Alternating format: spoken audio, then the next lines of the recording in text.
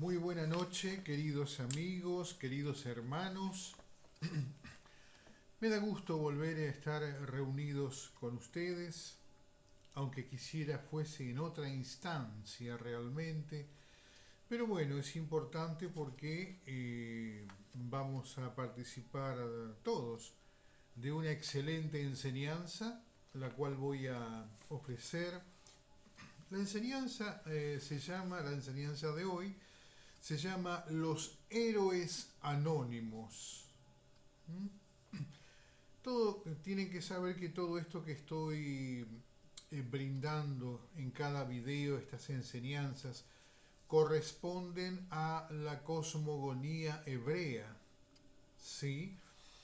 Eh, por eso empleo una forma diferente de enseñanza que yo sé que no, a la cual no están habituados, que nunca se les ha hablado de esta manera. Pero bueno, ustedes tienen derecho a conocer la verdad, tienen derecho a conocer los pormenores de la palabra de Dios porque son hijos del Altísimo y Dios les ha otorgado ese derecho. Y me honra Dios habiéndome escogido para que yo se los comunique de esta manera. Cosmogonía hebrea, título Los Héroes Anónimos. Todos sabemos que el Mesías, el Hijo de Dios, Yeshua, el enviado, el ungido, venció a través del sacrificio en el madero. Esta es una cosa que deben conocerla con claridad. Él no fue colgado de una cruz, no murió crucificado. Él fue colgado de un madero.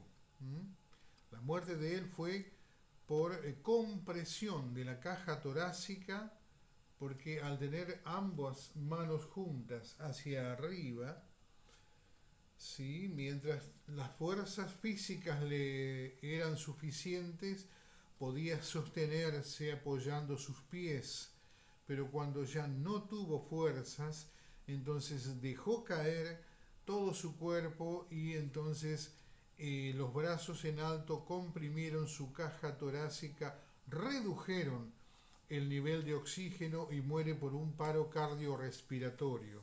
Una muerte terrible. Bien, entonces el Mesías vence o venció a través del sacrificio en un madero.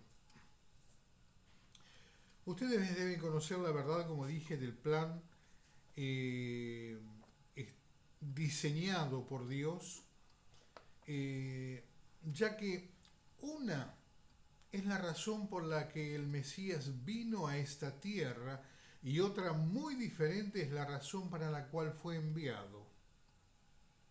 ¿Mm? Ustedes pensaban que solamente el Padre lo envió y con eso no. Tienen que también aprender y entender que cada vez que Dios cumple con una actividad, una promesa, lleva a cabo más de una obra, dos como mínimo, a veces más también.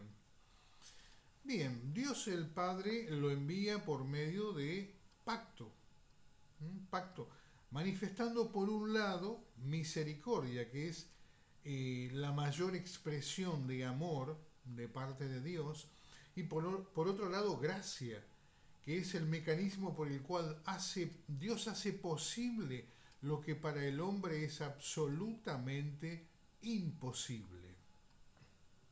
¿Estoy siendo claro? Perfecto.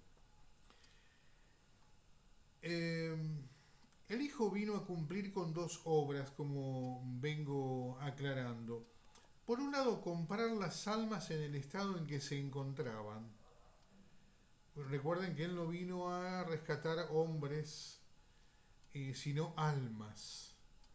Y por otro lado, vino a detener el tiempo antes de que las almas sean destruidas por el Creador, porque el estado de imperfección tiene un tiempo determinado, un tiempo al cual se le conoce límite, y eso lo sabe el Creador. En el caso de las almas, entonces ese tiempo Dios determina cuándo tiene su punto final. Bien, eh, es el mismo pacto antiguo, el cual fue renovado en 3 oportunidades. Vean esto. La primera vez el pacto es renovado en el desierto, al pie del monte del Sinaí. A eso lo van a encontrar en Shemot, en Éxodo capítulo 34, versos 6 y 7. Revísenlo en sus hogares. La segunda vez que el pacto es renovado, allí lo encuentran en Nehemías capítulo 8, verso 1, cuando los deportados de Judá retornan a Jerusalén, retornan a Tierra Santa. Y atiendan esto, que yo sé que lo desconocen por completo. La tercera vez que ese pacto es renovado, la tercera vez es en la venida del Hijo de Dios, del unigénito, del ungido de Dios. Juan capítulo 1, verso 1. Miren, en la persona del Hijo, Dios firma el pacto, ¿sí? Lo renueva, por eso decimos pacto renovado. Lo renueva, es el mismo pacto antiguo. ¿Por qué si no Dios tendría que haber cambiado la ley? Y esto es imposible, la ley es eterna, lo dicen todos los textos que están aclarados. El mismo Mesías lo dice así, como me manifesté yo en Mateo 5, 17 y 18. El Salmo 146 dice que cielos y tierra podrán pasar, mas la palabra del Señor no pasará. Bien, entonces, en la persona de su Hijo, Dios firma el pacto, lo rubrica con la sangre del sacrificio y pone por garantía a Dios a su espíritu, o sea, al Ruach HaKodesh, que es el espíritu santificado de Dios. ¿Entendieron el mecanismo? En la persona del Hijo se firma el pacto, se rubrica con la sangre del sacrificio y una vez que el Mesías parte queda como garantía el Espíritu de Dios. Nada más extraordinario. ¿Pueden entender eso? Es un poema realmente, es un poema de la literatura hebrea. El Mesías venció, pero hoy quiero hablarles puntualmente de los héroes anónimos, aquellos que habitualmente no tenemos en cuenta. No tenemos en cuenta nosotros los hombres, pero Dios no ha pasado por alto. Nada pasa por alto Dios.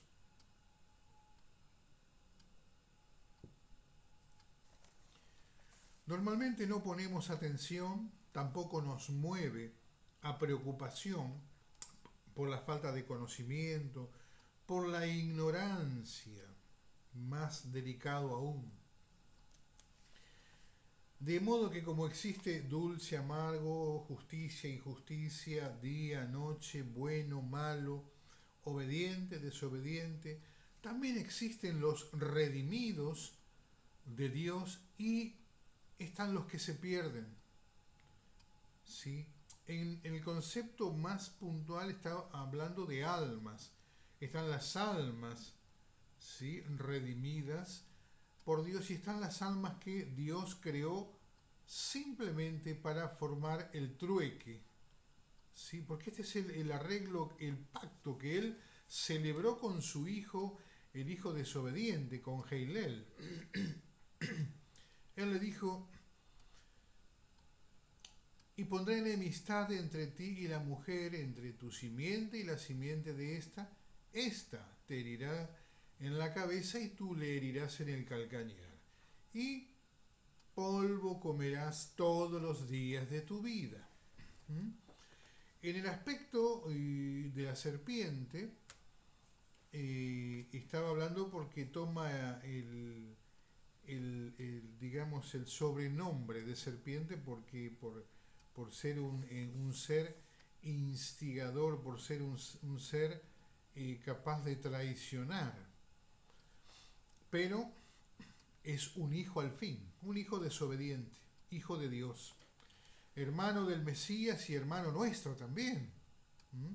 Porque entiendan que los primeros hijos de Dios fueron los ángeles, luego le dio potestad a los hombres, de modo que, guste o no, somos hermanos.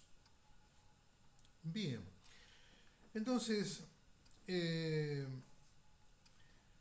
Dios allí propició la creación de almas para que iban a ser redimidas y otras que iban a cargar con responsabilidades. ¿Mm? Bien, nuestro Dios es un ser excepcional que nos habla de su dolor. Cuando nos equivocamos el camino, cuando nos apartamos de Él, a Él no le duele nuestra transgresión o nuestro pecado, que es el hecho consumado. ¿Saben qué es lo que le duele? La medida que debe aplicar para encauzarnos nuevamente, para que volvamos a la senda correcta. Por eso el texto dice que Él es quien se duele del castigo. ¿Comprenden esto? Bien. Y nos habla de que ejecutará juicio sobre aquellos que no aceptan su Torá, su ley, es decir, a su Hijo, que es la ley viviente. Por eso aquellos que resisten a la ley están resistiendo al Hijo de Dios, no llegan a verlo como la ley viviente.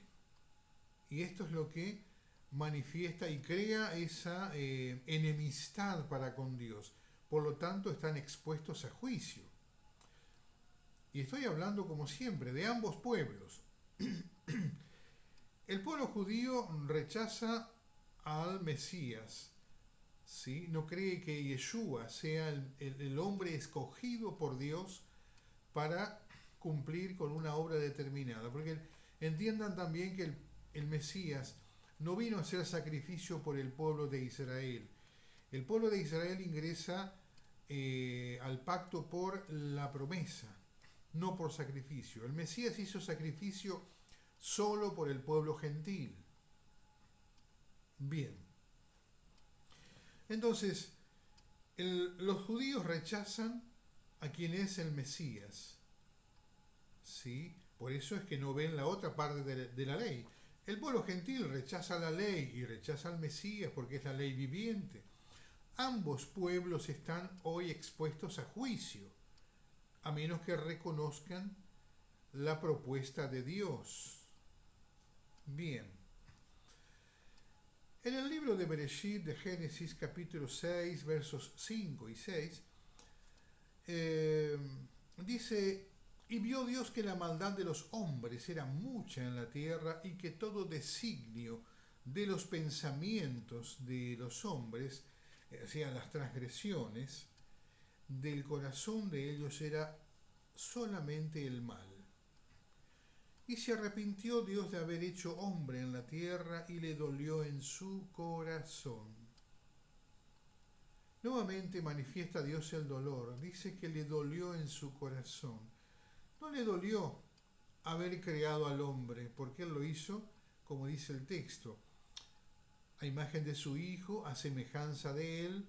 Entonces no era un disgusto eso, no le iba a ocasionar. Lo que le ocasionó un disgusto es la conducta de nosotros, los hombres, y le dolió en su corazón el castigo que debía traer sobre sí, sobre los hombres, para que entonces estos fuesen encausados y aprendieran entonces el secreto de la obediencia. El Mesías venció. ¿Cuál fue el costo verdadero? ¿Cómo se expresa ese valor? ¿Quiénes participan de la victoria? ¿Quiénes se benefician con su sacrificio y con su victoria? Miren, existen en los escritos sagrados más o menos 3000 promesas que Dios ha hecho a sus escogidos.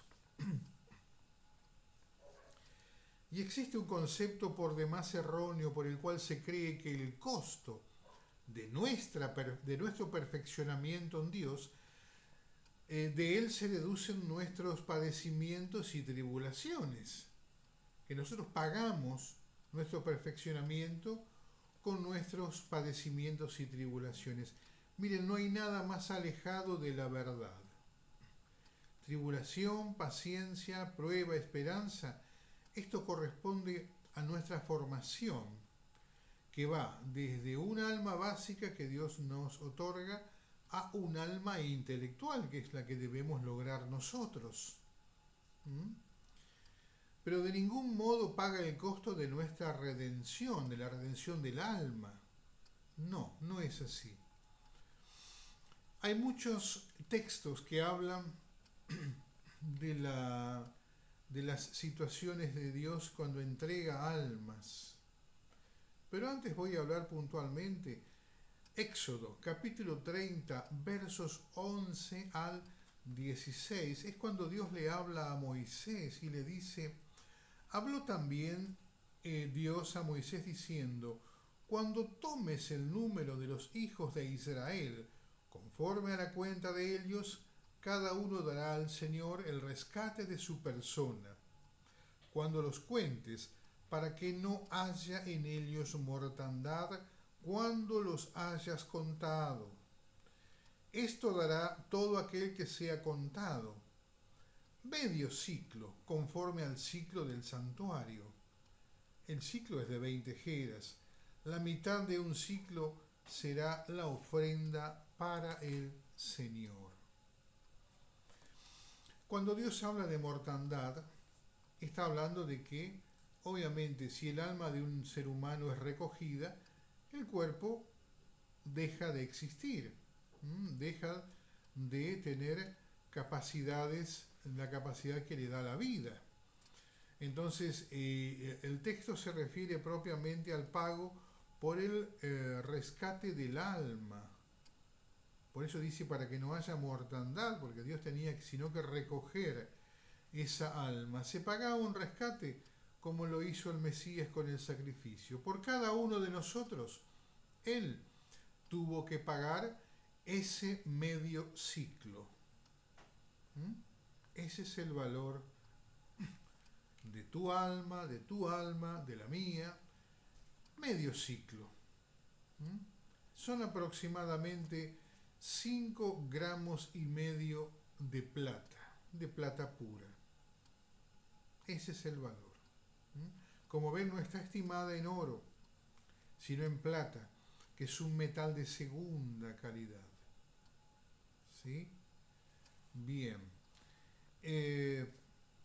Continúo. Luego habla, como dije al principio, de la cantidad de almas que fueron entregadas indefectiblemente. ¿Para qué? En forma de trueque, para que nuestra alma siga vigente. Entonces, por ejemplo, Éxodo capítulo 12, verso 29, habla de la muerte de los primogénitos allí en Mizrahi, en Egipto, para que entonces el pueblo de Dios pudiese salir de esa tierra, que era la tierra que representaba a la muerte. Egipto representa a la muerte, aún hasta el día de hoy. Entonces, allí incluso fueron entregadas las almas de los animales egipcios. ¿Para qué? Para que el pueblo de Dios pueda salir con sus animales también. Miren la importancia de las almas, ya sea en humanos como en animales. Pongan atención a esto. Todo esto tiene un valor, creo que no es ponderable. Bien, entonces en Éxodo capítulo 12, verso 29, habla de la muerte de los primogénitos. Daniel, capítulo 6, versos 23 y 24, cuando ese viejo profeta había sido arrojado al foso de los leones, cuando es rescatado al otro día, que el rey va con preocupación a ver si el profeta todavía existía o no, Y el profeta estaba con vida, entonces fueron entregados allí sátrapas, eunucos, asistentes, 120 personas con sus familias. Fueron arrojados al foso de los leones. También allí fueron almas entregadas por causa de ese viejo profeta. Miren el valor que Dios estimaba allí, ¿no? Bien, 120 sátrapas y sus familias, dice el texto. Una cosa que solamente es apreciada por Dios. Isaías, capítulo 43, versos 1 al 3, habla Dios y dice: porque yo, el Señor, el Dios tuyo, el Santo de Israel, soy tu Salvador. A Egipto he dado por tu rescate y a Etiopía y a Seba por ti, porque a mis ojos fuiste de gran estima, fuiste honorable y te amé. Daré pues hombres por ti y naciones por tu vida. Luego encontramos en Joel capítulo 3 versos 14 y 15 la batalla del Armagedón. ¿Cuántas almas van a ser entregadas a cambio del alma de su pueblo? Mateo capítulo capítulo 2 versos 16 al 18 habla de la muerte de los niños que llevó a cabo Herodes cuando se vio burlado por los magos que habían venido a ver al niño que había nacido, y tuvo que tomar a su padre adoptivo, a su madre y a ese niño y huir a Egipto. Descender a Egipto para proteger la vida, y a cambio fueron entregados una cantidad imponente de niños. Y así puedo citarle un número muy grande de textos. Estos textos que están separados por más de 3000 años hablan de un mismo momento, la venida del unigénito Hijo de Dios, ¿sí? Y la extinción del hijo desobediente, el cual se rebeló y afrentó a Dios, desafió a Dios. Entonces, ¿cuál ha sido el costo verdadero de la redención del alma de los hijos de Dios? ¿Cómo se expresa ese valor? ¿Quiénes participan de esa victoria y quiénes se ven beneficiados sobre todos? Fueron entregados almas, hombres, ángeles, naciones, el pueblo escogido de Dios, aquellos que juntos conforman el pueblo del Señor, porque Dios vendrá por su amada, el Mesías vendrá por su esposa. Pero vean esto, ¿no será esta la boda más cara de la historia? Todas estas almas entregadas, naciones, ángeles, para buscarle una escogida al Creador y para buscarle una escogida a ese Hijo que vendrá a su boda. Shalom Aleichem. Estímenlo ustedes y pueden hacer los comentarios cada uno. Me interesa esto, me interesa de ustedes. Por favor. Shalom Aleichem, paz a ustedes. Escriban, suscríbanse. Los bendigo por el Elohim.